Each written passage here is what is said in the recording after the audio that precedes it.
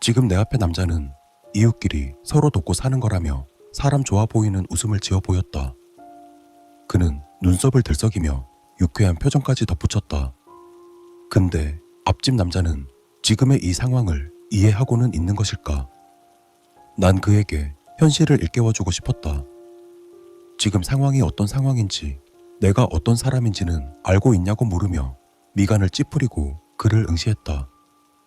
그런 내 시선이 불편했는지 그는 고개를 이리저리 돌리며 대답했다. 그는 검은 옷을 입어서 그런지 움직일 때마다 어둠이 들썩이는 것 같은 묘한 느낌이 들었다. 그리고 그는 내가 어떤 사람인지는 잘 알고 있다고 대답했다. 늦은 밤 그런 소리를 내는 게 수상했고 마침 자신이 귀가 밝다며 기분 나쁘겠지만 몇 번 미행도 했다고 털어놓았다. 자신도 한참 고민하다가 말하는 거라며 이건 그저 서로 돕고 살자는 제안이라고 덧붙였다. 앞집 남자의 다 안다는 듯 짓거리는 말투에 귀가 꺾여 잠시 머뭇거렸다. 이 어두운 새벽에 친분도 없는 남자 둘이서 대화를 나누는 게 상당히 꺼림칙했다. 이 남자는 왜 바쁜 와중에 불쑥 나타나 나에게 왜 말을 걸고 나를 왜 스토킹하고 대뜸 나를 돕겠다는 걸까? 그에 난 그쪽이 날 어떻게 도울 건지 따져 물었다. 그러자 그는 지금 내가 옮기고 있는 부피를 좀 줄여주겠다 말하며 여유가 되면 뒤처리도 도와주겠다고 말하며 가느다란 손가락으로 내 캐리어를 가리켰다. 난 순간적으로 캐리어를 내 몸 뒤쪽으로 밀어 넣었다. 정말 다 알고 있는 걸까? 나는 이 캐리어 안에 뭐가 들었는지 아냐고 그에게 물었다. 내 물음에 남자는 기괴한 표정을 지으며 입술을 혀로 훔쳤다. 그리고는 맛있는 거 아니냐고 대답했다. 그의 해맑은 대답에 나는 내 표정이 일그러지고 있다는 사실을 자각하지 못했다.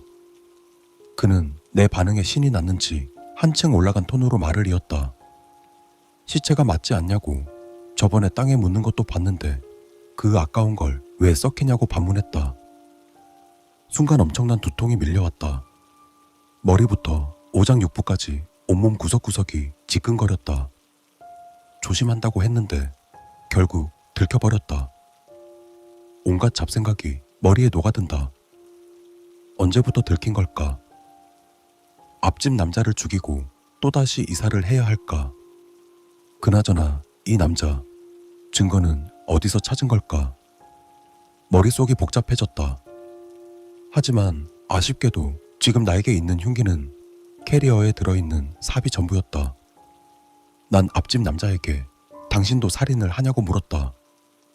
그러자 그는 그런 끔찍한 짓은 못한다며 자신은 그저 모든 고기를 즐길 뿐이라고 기괴한 밝은 표정으로 대답했다. 앞집 남자의 황당한 대답에 캐리어 손잡이를 놓칠 뻔했다. 그러자 그는 내 캐리어를 한번 쳐다보더니 그의 목구멍에서 침을 한가득 꿀꺽 삼키는 것이 보였다. 내가 당황해서 되묻자 그는 정말 대단하지 않냐며 그러지 않아도 인육을 구하기 힘든 상황이었는데 근처 이웃에 살인마가 있다니 실로 엄청난 인연이라고 감탄했다. 살인자 앞집에 식인종이라며 들뜬 기색을 보인 것이다. 그리고 그의 유난히 번질거리는 송곳니를 붉은 혀가 훑었다. 나처럼 인간이지만 전혀 다른 분위기가 흘렀다. 나는 나를 돕겠다는 건 무슨 뜻인지 그에게 물었다. 그러자 그는 시체를 처리하기 곤란할 테니 자신이 대신 먹어서 치워주겠다고 말했다. 이것을 상부상조라고 말한단다. 정말 인육을 먹는 사람이 존재하는 건가? 머릿속에 의구심이 가득했다. 일단 조심할 필요는 있었다. 내 존재를 알고 있다는 사실만으로도 충분히 위협적이었다. 찬찬히 생각해보자. 일단 그를 우리 집에 데려가는 걸로 마음먹었다. 정말 인육을 먹는다면 협력을 하는 것이고 그게 아니라 허튼 수작을 부린다면 예정에 없던 살인을 해야 한다. 나는 그를 데리고 집에 들어갔다. 시체가 들어있는 캐리어를 가지고.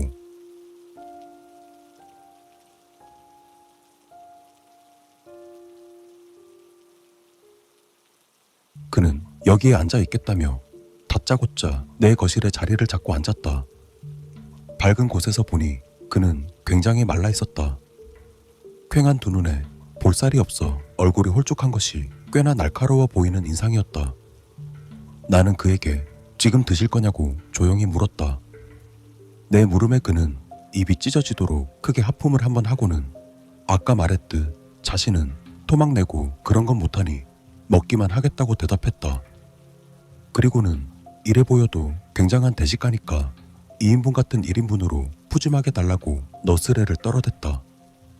그의 시답지 않은 농담에 피식 웃음이 나왔다.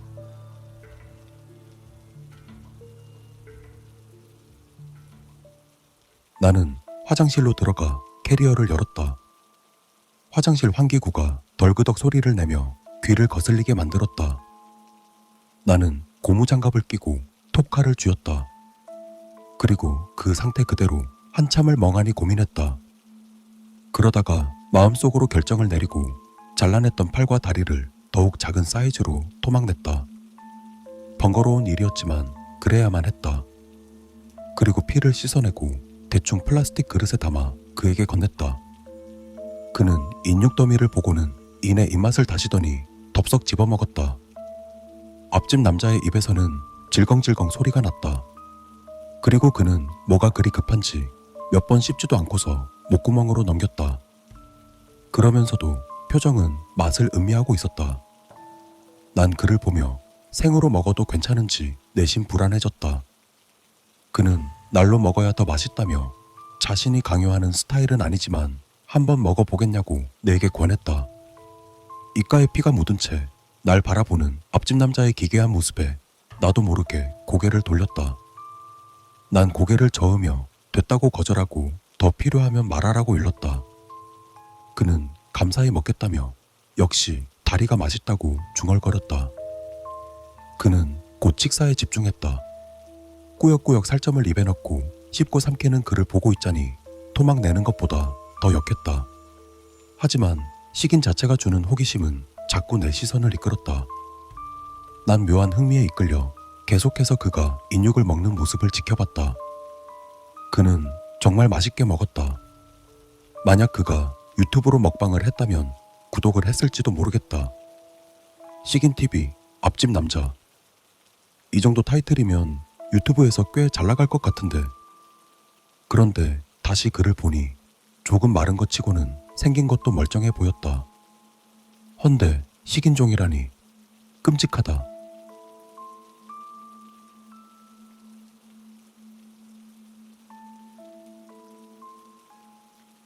그는 빠르게 식사를 마쳤다. 성인 다리에서 잘라낸 살코기를 순식간에 해치운 걸 보니 스스로 대식가라고 부를 만하다. 그의 앞에는 핏물이 고인 빈 그릇과 뼈 조각이 전부였다.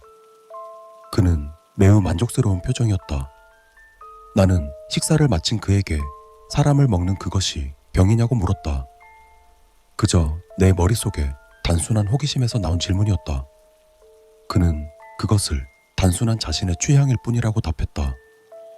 그러면서 그는 나를 향해 사람을 죽이는 건 병이냐고 되물었다. 그에 난 병이라고 순순히 인정했다. 그리고 정신적으로 문제가 있는 살인을 그만둘 수가 없는 환자라고 담담히 덧붙였다. 그는 내 대답을 듣고는 뭔가 못마땅한 표정을 짓고 이내 고개를 돌렸다. 그리고는 중얼거리듯 핑계 아니냐고 빈정거렸다. 나 스스로를 병에 걸린 환자라고 포장하지만 결국 나쁜 사람이지 않냐고 꼬집었다. 사실 그의 말에 틀린 점은 없었다. 하지만 방금까지 인육을 먹던 녀석에게 나쁜 사람이라는 소리를 듣고 싶지는 않았다. 갑자기 불쾌해졌다. 나는 사람 고기를 먹는 당신이 할 소리는 아닌 것 같다고 비아냥거리며 받아쳤다. 그러자 그는 나를 힐끔 봤다. 그는 내 말에 수긍하면서도 내게 고맙다고 말했다. 다른 모두에게 나쁜 사람이라고 불리겠지만 어쨌든 당장의 자신에겐 줄인 배를 채워준 좋은 사람이니까. 그는 식사가 끝났으니 이제 가보겠다며 인사를 건넸다. 그는 내게 좋은 사람이라고 말해줬다. 그리고는 잠시 스트레칭을 하더니 천천히 미끄러지듯 내 앞을 지나 현관으로 향했다. 나는 그를 따라 나가 문을 열어줬다. 그리고 문 밖으로 나가는 그의 뒷모습으로 고기가 더 남았다고 일러두었다.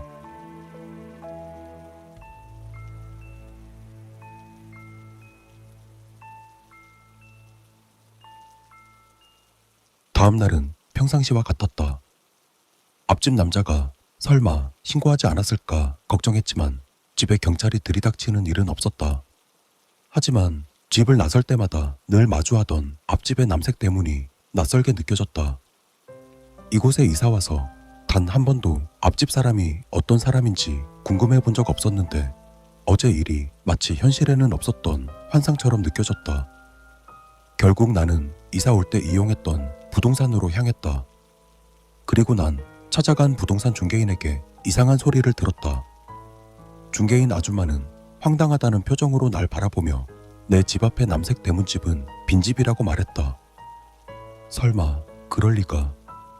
난 빈집이 맞냐고 놀라서 되물었다. 중개인 아줌마는 접시에 담긴 방울토마토를 집어 으적으적 씹으며 그곳은 비어있다고 재차 확인해 주었다. 내가 집을 알아볼 때 주변이 조용하고 되도록 이웃이 없었으면 좋겠다고 해서 외진 곳으로 소개해 준 것이라 재차 설명했다. 나는 그 사실은 인정했다. 그러자 아줌마는 무슨 일이 있냐고 물었다. 난 그냥 밤에 무슨 소리가 난다고 대충 둘러댔고 그런 내 말에 그녀는 고개를 갸우뚱했다. 그녀는 그럴 리가 없다며 아마 착각했거나 도둑고양이 같으니 너무 신경 쓰지 말라고 안심시켰다. 나는 알았다고 대답하며 서둘러 부동산을 빠져나왔다. 그럼 어제 그 앞집 남자는 뭘까? 집으로 돌아오며 다시 마주한 앞집.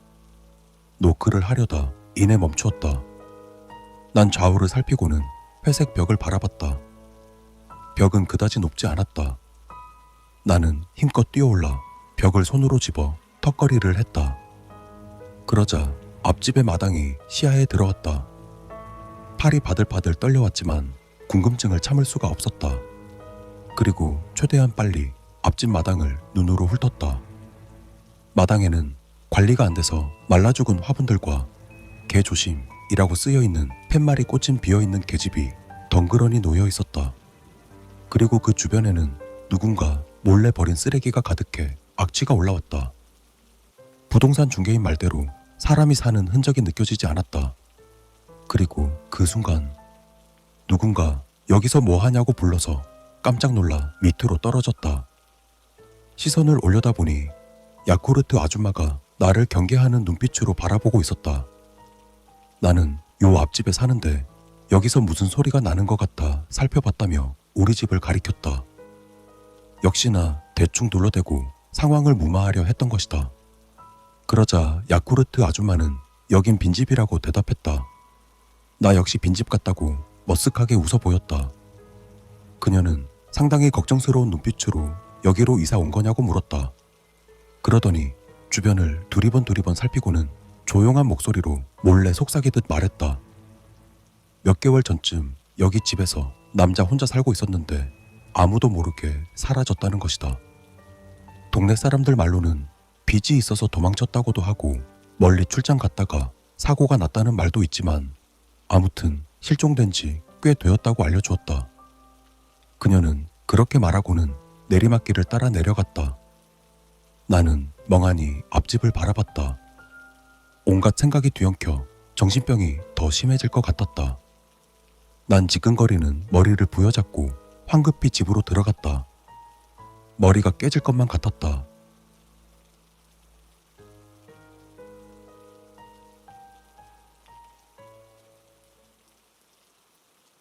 다음 날 밤, 집 밖에서 들리는 인기척에 밖으로 나가보니 앞집 남자가 밖에 서 있었다. 역시나 검은 옷을 입은 채 어둠 속에 파묻혀 있었다. 행여나 누가 보면 저승사자로 오해할 법했다. 전날 낮에 있었던 일로 나는 경계심을 갖고 있었다. 아무도 살지 않는 앞집에 사는 남자. 실종되었다던 앞집 남자는 내 앞에 서 있었다. 그는 고기 남았다고 하지 않았냐며 기대하는 눈빛을 보냈고 나는 마지못해 고개를 끄덕였다. 그리고는 집으로 그를 들여보냈다. 인육을 먹는 실종된 남자를 집에 들이기가 꺼림칙했지만 그것보다 그가 풍기는 묘한 이상한 분위기가 내 호기심을 자극했다. 살인과 식인이라는 비인간성이 엮어준 약간의 동질감도 한몫했으며 무엇보다 나는 언제나 사람을 마주할 때면 조금이라도 죽이고 싶다는 생각이 들었는데 그에게는 그런 느낌이 들지 않았다. 부동산 중개인도 방울토마토를 쩝쩝거리며 먹어서 죽이고 싶었고 야쿠르트 아줌마 역시 나를 놀래켜서 죽이고 싶은 마음이 들긴 했었다. 그 마음이 크지 않고 상황이 상황이라 참은 거였다. 근데 이 미스터리한 앞집 남자는 죽이고 싶은 마음이 들지 않았다. 그는 엊그제와 같은 위치에 앉아 고기를 기다렸다. 그때보다는 적은 양이었지만 오늘은 낮에 손질을 미리 해둔 터라 금방 대접할 수 있었다. 원래 같았으면 산에 묻혔어야 할 시체가 앞집 남자로 인해 뼈만 남았다. 덕분에 주말에 가지고 나갈 캐리어는 상당히 가벼워질 것 같다. 그는 맛있게 인육을 즐겼다. 마치 그날을 복사해서 붙여놓은 것처럼 그는 고기를 맛보았고 나는 그가 먹는 모습을 신기하게 바라봤다. 묻고 싶은 게 많았지만 그가 너무나 식사에 집중을 해서 좀처럼 말을 걸기가 힘들었다. 난 허겁지겁 먹어대는 앞집 남자한테 물을 건네며 천천히 먹으라고 말했다. 그는 고맙다며 오늘도 맛있다고 대답하고는 물도 급히 마셨다. 나는 앞집에 사는 게 맞냐고 물어봤다. 그는 물을 마시며 곁눈질로 나를 바라봤다. 그런 내 말에 심기를 건드렸는지 눈매가 날카로워진 그는 짧게 그렇다고 대답하고는 식사를 이어갔다. 그 순간 어색한 침묵이 흘렀고 나는 그에게 인육만 먹냐고 계속해서 질문을 던졌다. 그는 붉은 고기를 입에 머금은 채 쩝쩝거리며 다른 것도 먹는다고 대답했다. 인육은 접한 지 얼마 안 됐고 더 맛보고 싶었는데 좋은 이웃 덕분에 원 없이 먹는다며 몹시도 만족해했다. 그는 내 질문이 불편했는지 식사를 마치자마자 잘 먹고 간다며 서둘러 나가려 했다. 난 현관을 나서는 그의 뒷모습을 유심히 바라봤다. 낮에 있었던 일이 너무나 신경 쓰였다. 정말 그가 앞집에 살고 있는지 궁금해진 난 망치를 챙겨 들고 등 뒤에 감췄다. 그리고는 그를 조심히 따라 나가 그의 행동을 살폈다. 나는 벽 너머로 그를 지켜봤다. 그런 그는 앞집 대문에서 서성이다가 내리막길을 따라 내려갔다. 뒤따라 가보려 했지만 그 순간 그는 뭔가에 쫓기듯 쏜살같이 내달렸다. 나도 그를 따라 열심히 달렸지만 그 움직임을 쫓지 못하고 놓쳐버렸다. 그 남자에 대한 궁금증은 더욱 커졌다. 그는 도대체 누구이며 어떤 정체일까? 그러다 문득 이런 생각이 들었다. 지금 당장 앞집에 들어가 보는 것. 나는 내리막길을 내려가 주변을 살폈다. 어디로 갔는지 앞집 남자의 그림자조차 보이지 않았다. 인적도 없어 지금이 딱 기회다 싶어 나는 앞집으로 향했다. 남색 대문은 나를 환영하는 것처럼 느껴졌다.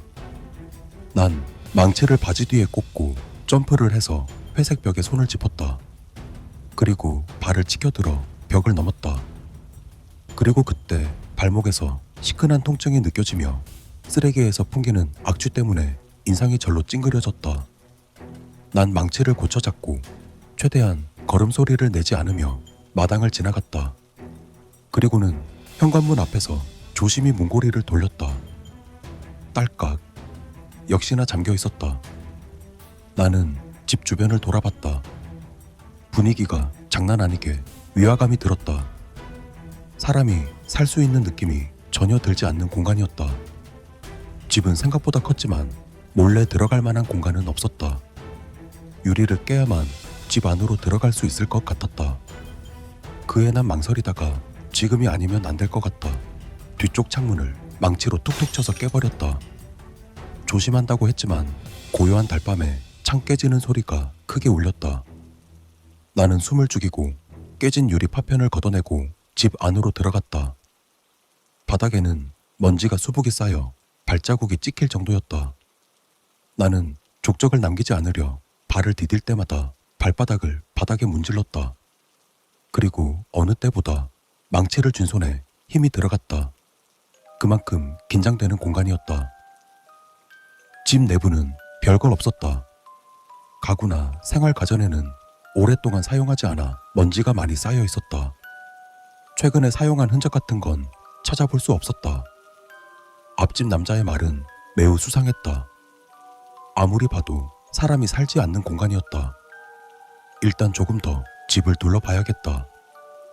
부엌 쪽으로 가보니 냄새가 더욱 고약했다. 썩은 음식물이 그대로였던 것이다. 혹시나 하고 냉장고도 열어봤지만 사람 고기 같은 건 없었다. 누군가 살다가 갑자기 실종된 집 딱 그 느낌이었다. 혼자 사는 남자의 흔적이 묻어나는 집이었다. 그 와중에 유일한 집 주인의 흔적을 찾았다. 자신이 키우는 커다란 개와 함께 찍은 사진이 TV 옆에 놓여 있었는데 먼지를 걷어내고 그 사진을 봤다. 그런데 사진을 보고 놀라서 떨어뜨릴 뻔했다. 일단 내가 봤던 앞집 남자와 다르게 생겼다. 그보다 나를 놀라게 한 건 사진 속 남자는 내가 알고 있는 얼굴이었다. 난 다급히 기억 속에 있던 그 남자의 얼굴이 떠올랐다. 지금으로부터 3달 전, 당시 차 트렁크에서 시끄러운 소리가 들려왔다. 분명히 즉사인 줄 알았는데 그게 아니었다. 당시 그때의 난 주변에 차가 없음을 확인하고 차를 세웠다. 그리고 트렁크를 열자마자 마구 망치로 내리쳤다. 그 남자는 저항하려 필사적으로 내 옷깃을 잡고 나를 올려다봤다. 그 얼굴이다. 그는 그렇게 저항하다가 이내 나의 망치질에 머리에 피를 흘리며 쓰러졌다. 나는 내가 죽였던 남자의 앞집으로 이사를 왔다. 지금의 이 상황에 혼란스러워지며 끔찍한 두통이 밀려왔다. 그럼 인육을 먹은 놈은 대체 누구란 말인가? 창밖을 보니 소나기가 내리기 시작했다. 비가 세차게 내리는 창밖을 바라봤다. 살인하기 좋은 날인데 비가 오면 흔적이 지워져 작업하기 수월했다. 나는 비가 오면 이런 비정상적인 생각이 들곤 한다. 근데 앞집 남자는 비가 오면 어떤 생각을 할까? 비가 그칠 것 같지 않아 빨리 몸을 움직여 밖으로 향했다. 출입구가 쓰레기로 덮여 있어 깨진 유리창을 통해 밖으로 나왔다. 비가 많이 쏟아져 온 몸이 빗물에 흠뻑 젖었다. 그리고 난 다시금 망치를 바지 뒤에 꽂고 벽을 힘겹게 넘었다. 그 순간 반대편으로 넘어가다 빗물에 미끄러져 바닥에 철푸덕 쓰러졌다.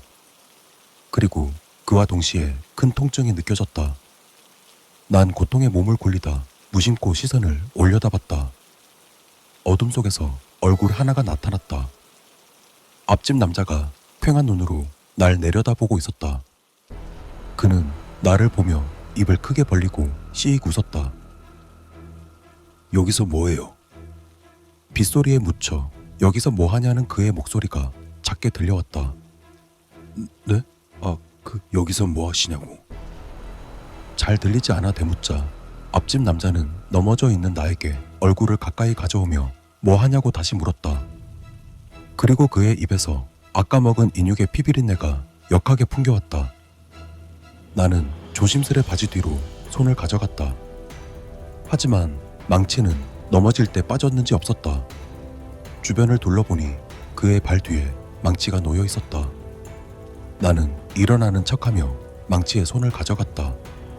하지만 그 순간 그가 내 손을 가로막았다.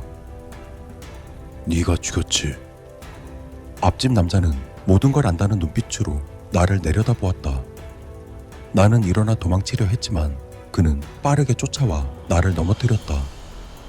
그리고는 내 목덜미를 물어뜯었다.